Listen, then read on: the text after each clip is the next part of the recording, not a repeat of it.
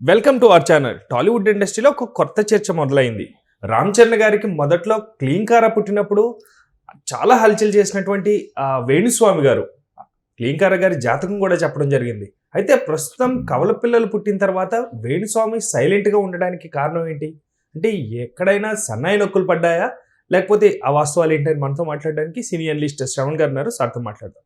నమస్తే అండి. నమస్తే అండి. సో మొదట్లో రామ్ చరణ్ గారికి క్లీంకారా గారు పుట్టినప్పుడు మొదట్లో చాలా వైరల్గా మారారు. అండ్ అలాగే చాలా విమర్శలు ఎదుర్కోవాల్సిన పరిస్థితి కూడా, అంటే కొంచెం గడ్డు పరిస్థితి అని చెప్పుకోవచ్చు. అయితే ఇప్పుడు రీసెంట్గా రామ్ చరణ్ గారికి కవల పిల్లలు జన్మించడం, ఇప్పుడు వేణుస్వామి గారు స్పందిస్తారు అని, ఎందుకంటే ప్రేక్షకులు కానీ అభిమానులు కానీ ఏది మర్చిపోరు.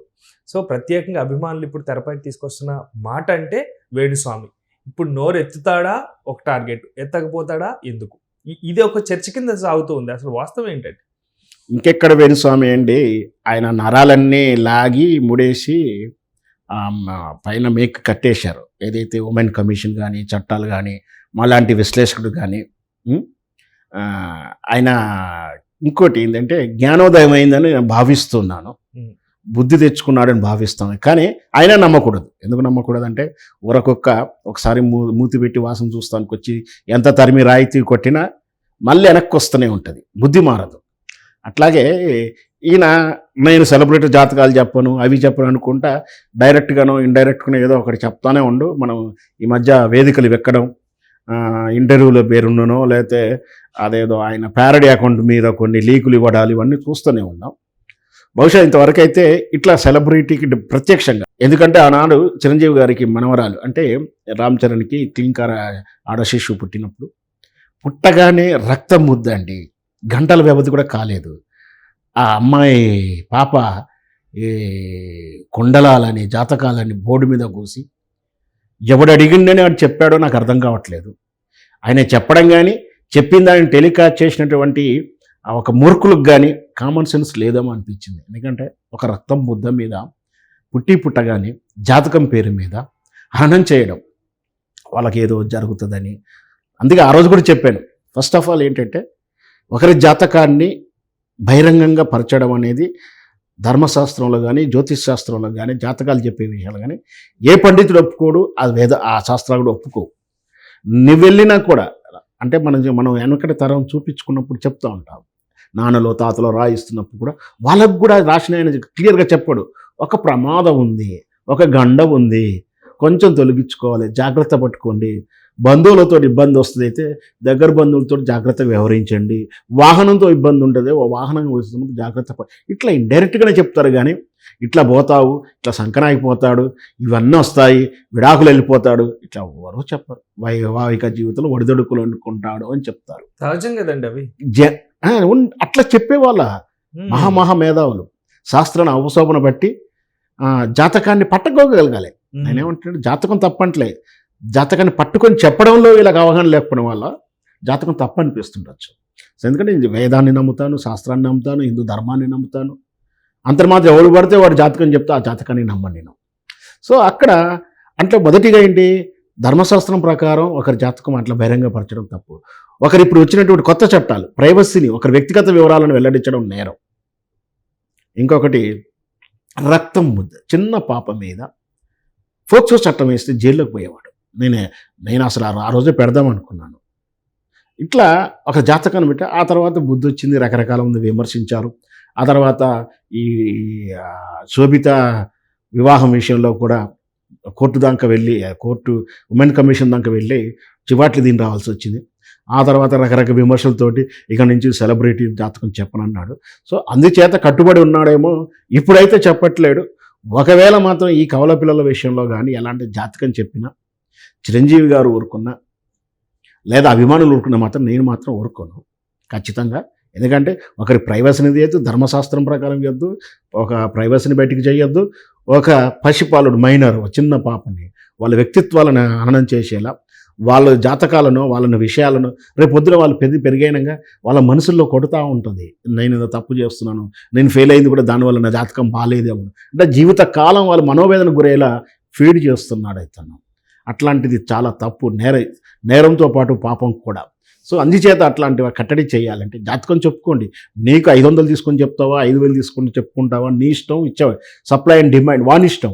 వచ్చిన తర్వాత వాడు నీ వాడి ఆధార్ కార్డు ఇస్తే చెప్తావా, రేషన్ కార్డు ఇస్తే చెప్తావా, కుండలాలు ఇస్తే చెప్తావా, పేరు చెప్తావా, నీ ఇష్టం. వాళ్ళ వ్యక్తిగతం, తనకు తానుగా ఫీజు కట్టి నీ దగ్గరకు వచ్చాడు. అట్లాంటి విషయంలో మేము జోక్యం చేసుకో. బట్ ఎవడో అడుగుతావు, ఎవరితో జాతకం నువ్వు బోర్డులు ఎక్కించుకొని టీవీలకు ఎక్కి కూర్చొని చెప్తా అంటే ఊరుకునేది లేదు. ఖచ్చితంగా ఈసారి మాత్రం ధర్మశాస్త్రాన్ని, ఈ ఫోక్సో చట్టాన్ని ఖచ్చితంగా ఈ విధంగా 3 చట్టాల ప్రకారం మాత్రం నేనైతే క్షమించాను. సో అయితే ఇప్పుడు సైలెంట్గా ఉండడానికి కేవలం కారణం అభిమానుల నుంచి వచ్చినటువంటి సెగ అంటే మీరు ఒప్పుకుంటారా? అభిమానించే సెగేం కాదు. ఆయన అభిమానులకేం భయపడడు, నాలాంటి విమర్శకుడు భయపడడు. బహుశా తనకు తానుగా రియలైజ్ అయ్యాడేమో. అయితే తప్పేం లేదు, చాలా సంతోషం. అయినా జాతకంలో తప్పు ఉంది, రైట్ ఉంది, అది అబద్ధం, మోసం నేను ఎప్పుడు అనలే. ఇంకొకటి కూడా స్పష్టంగా చెప్తున్నా, వేణుస్వామి వల్ల నేను మోసపోయాను అని చెప్పి ఇంతవరకు ఒక కంప్లైంట్ లేడు, ఒక విక్టమ్ లేడు, ఒక కంప్లైంట్ లేడు. అట్లాంటప్పుడు ఆయన మనని ఏమి అనకూడదు, మోసగాడు కూడా అనకూడదు. ఆయన జాతకం చెప్తున్నాడు, 10 చెప్తాడు, 4 కరెక్ట్ వచ్చి ఉండొచ్చు, 10 మందికి చెప్తాడు, 4 కరెక్ట్ అవుతుండొచ్చు. మనది ఆయన కరెక్టా తప్పని నాకు నేను లోతులోకి వెళ్ళదలుచుకోలేదు. ఖచ్చితంగా ఆయన కట్టుబడి ఉన్నాడు చెప్పనని. అదేవిధంగా ఉంటే నేను స్వాగతిస్తాం. లేదు అని మళ్ళీ వంకర టింకర చేసి మాత్రం మళ్ళీ ఏదన్నా ఇట్లాంటి జాతకాల పేరు మీద బయటకు వచ్చి వంకర కూతలు కూస్తే మాత్రం క్షమించకూడదని నా ఉద్దేశం. అంటే ఇప్పుడు ప్రత్యేకంగా మనం ఫస్ట్ నుంచి కూడా గమనిస్తే సార్, ఇండస్ట్రీలో సినిమాలో ఉన్నటువంటి సెలబ్రిటీలు, అది కూడా ఫేమస్ అయ్యి బాగా నోట్లో నాలుకలాగా ఉన్నటువంటి పేర్లు మాత్రమే బయటికి తీసుకొచ్చి చెప్పడం జరిగింది. అంటే ఇంకొక ప్రశ్న కూడా మనకు వినిపిస్తూ ఉంటుంది ప్రేక్షకుల నుంచి.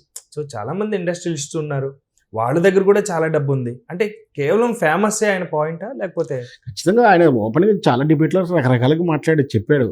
నేను పబ్లిసిటీ నాకు కావాలి, ఆయన పబ్లిసిటీ ఇంకో ఆయన చెప్తావు నువ్వు చూస్తావా, ఆయన చెప్తేనే చూస్తావు, నేనేం పబ్లిసిటీ నాకు ఇష్టం లేదంటాడు. మళ్ళీ రకరకాల, అంటే ఒక్కొక్క ఛానల్లో ఒక సందర్భం బట్టి ఒక రకంగా మాట్లాడాడు. ఆయన అంటే స్పష్టమైన అభిప్రాయంతో ఏం లేడు. సరే, ఎవరైనా ఆయనది ఒక వ్యాపారానికి పబ్లిసిటీ, ప్రమోషను, దానికి ఫ్యాక్టర్స్ అవసరం ఆయనకు. ఆయన ఎలాగైనా క్రియేట్ చేసుకోండి, నేను తప్పంటలేను. అదే చెప్తున్నా, భారతీయ చట్టాల ప్రకారం వ్యాపారం చేస్తున్నాడు, వ్యాపారానికి ట్యాక్స్ కడతాడు. భారతీయ చట్ట ప్రకారం ఆయనకు లైసెన్స్ కావాలంటే ఇచ్చి ఉంటాడు. అవి లైసెన్స్ ఉందా లేదని కన్సర్న్ డిపార్ట్మెంట్ చూసుకుంటుంది. బట్ మాట్లాడే దాంట్లో ఎలాంటివి ఉన్నాయో మాత్రం మన అలాంటి విశ్లేషకులు కానీ విమర్శలు కానీ చూస్తాము. ఖచ్చితంగా ఆయన ఇదే విధంగా కట్టుబడి ఉంటే మాత్రం స్వాగతిద్దాం. మళ్ళీ కాదని చెప్పి ఏదైనా చేస్తే మాత్రం ఖచ్చితంగా మళ్ళీ మేము విమర్శిస్తూనే ఉంటాం, తగిన చర్యలు తీసుకుంటానికి అయితే సిద్ధంగానే ఉంటాం. అంటే మీరు కేవలం చెప్పే ఒక సెంటెన్స్ ఏంటంటే విశ్లేషణ చేయొచ్చు, లేకపోతే దాని గురించి వివరించవచ్చు, కానీ విషయం కక్కొద్దని అంటారు. విషయం ఏంటంటలేను, ఒకరి ప్రమేయం లేకుండా వారి వ్యక్తిత్వాన్ని నువ్వు బహిరంగపరచకూడదు. అందులో ఒకవేళ వాళ్ళు మైనర్స్ అయితే ఫోక్సో చట్టం అప్లికేబుల్ ఉంటుంది. పెద్దవాళ్ళు చెప్పుకోండి, మెజర్మెంట్ చెప్పాడుకోండి, ఓన్లీ వాళ్ళ వ్యక్తిగత విషయం ప్రైవసీని బయట పెట్టామని ఒక్క కేసు మాత్రమే పెట్టగలుగుతారు. మైనర్ మాత్రం ఖచ్చితంగా ఫోక్సో చట్టం ఉంటుంది. అది మాత్రం నేను చెప్పదలుచుకున్నాను. ఆయన చట్టాల ప్రకారం ట్యాక్స్ కట్టాడా కట్టలేదా ట్యాక్స్ డిపార్ట్మెంట్ చూసుకుంటుంది. లైసెన్స్ తీసుకున్నాడా తీసుకోలేదా చూస్తుంది. తప్పు చెప్పాడా అబద్ధం చెప్పాడంటే డబ్బు కట్టి తీసుకున్నాడు వాడు చూసుకుంటాడు. డబ్బు కట్టి ఆయన వెళ్తున్నాడు, మంచి చెప్తే నమ్మినాడా, నచ్చిందంటే మళ్ళీ ఇంకోసారి పోతాడు, నచ్చలేదంటే వెళ్ళి ఇంకో కాడికి పోతాడు. అది వాళ్ళ వ్యక్తిగతం. ఎందుకంటే వాళ్ళు డబ్బులు కట్టి వినా, ఒకవేళ మేము నష్టపోయాము, మోసపోయాము, మాకు అన్యాయం జరిగిందని వాడు బయటకు వచ్చి వాడు కంప్లైంట్ ఇస్తేనో, కంప్లైంట్లోంటి పారదర్శకను బట్టి మనం ఏమైనా మాట్లాడగలుగుతాం. కానీ ఓవరాల్గా ఏం చూడకుంటే జనరలైజ్గా చేసి ఆయన ఏం విమర్శించలేము. Thank you sir, thank you so much.